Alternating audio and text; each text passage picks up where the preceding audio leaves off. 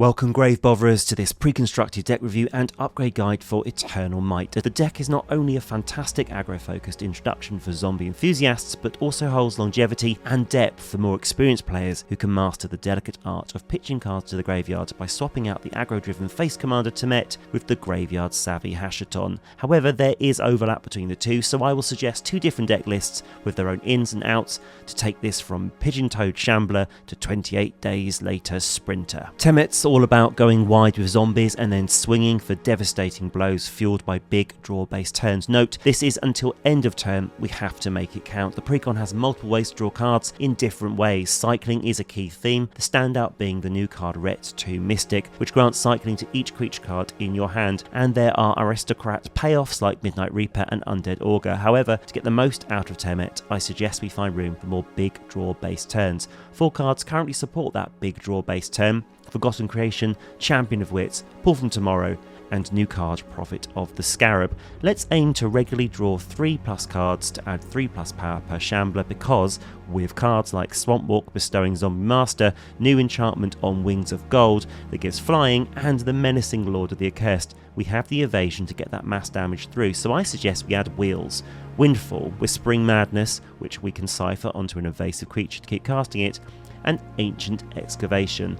The smaller draw pieces like Temmet itself and Crypt Breaker keep adding to our hand to keep topping up wheels. This combination could swell our army by 4 to 6 power each wheel, and I could run the math, but that seems like game over.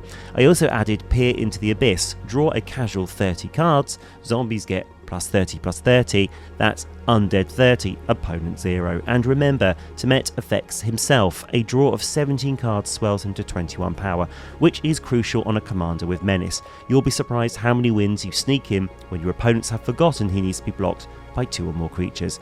In fact, many of the swaps I made were draw based, including adding Verena, a zombie that does it all: draw, discard, and token creation, and a Pact of the Serpent, which has the upside of being a spell you can play on other kindred players to kill them.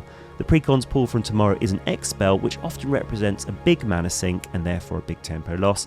I'd save it as a finisher on an established board. And establishing the evasion of your team is paramount. Swinging with a buffed army only to be blocked by cute 1/1 bunnies throwing themselves in the path of your creatures is rough, so I added Wonder and Giralf Visionary Stitcher so the undead can take to the skies.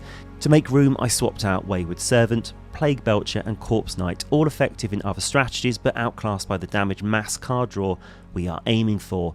Archfiend of Ifnir and Lazotep Chancellor are discard focused gems, but really in an upgrade you have to lean in on building out one synergy. Both will stay in the upgrade with Hasahton behind the wheel. The synergy in the Precon we don't need to upgrade is Zombie Creature Type Matters. We can give Shamblers Death Touch, our Token Walkers Hexproof, Menace and Flying, and pump our entire undead team, which made me question why Maskwood is in this deck. I love this card, but I've taken it out to make room. Maskwood for me works well in the deck with divergent creature types and the activated abilities outclassed by the rate with which we can create our own zombies. Living Death is added for recursion. The Precon comes with very little ways to retrieve creatures that historically should come back for more brains. There's Liliana, Rot Hulk, and Pseudo Revival with God Pharaoh's Gift, but with the added wheels, more ways to have hands breaking through the soil when opponents least expect it are needed. My final upgrades are Rooftop Storm. When we wheel into a good chunk of zombies, we can grow the board with an instant army that will take a good chunk out of our enemies,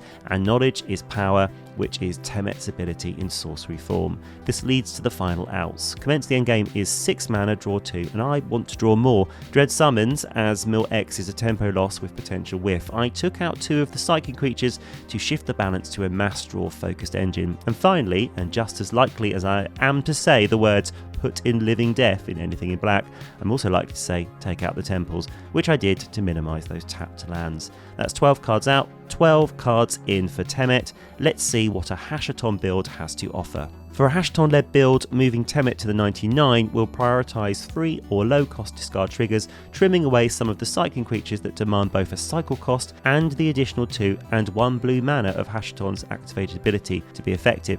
That's 5 mana for a 4/4 copy. I'll show you how to do it better. Note, for this part and for more extensive overhauls, you could substitute the zombies for any big Esper beaters and you've got yourself a deeply busted deck. We want free discard outlets, and thankfully we can add 2 more zombies. Selhoff Entomber and Tome Bound Leash. Both draw and discard. Then we can upgrade with Scourge Familiar, which lets us discard to make mana we can use to pay for Hasahton's ability. Key to the City, a tap, discard, and make a creature unblockable with potentially untapping card draw next turn, and additional zombie MVP Horde Winged Scar, providing a way to close games by making Winged Walkers and up to 3 cards drawn and discarded. The MVP Enchantment Edition is Tortured Existence. Remember, the strength of Hasahton is you do not have to exile the creature you copy, it's still in the graveyard. With Tortured Existence, we can discard for 1 black, make the copy, and then that creature is just waiting to be retrieved by Tortured Existence again. We keep all the recursion cards from the original Precon list and add more. Our yard becomes a veritable shambling smorgasbord, so we need plenty of ways to recycle and reuse. Kadeva Imp returns creatures to hand to discard again, and then we add Foundations, Zor Ashore, the Aetherdrift main set, Curse Cloth Wrappings, and a Victimize. One more discard payoff joins the Lazotep Chancellor, which amasses zombies too. Bone Miser is another zombie for the Horde and has 3 effects dependent on the card type discarded.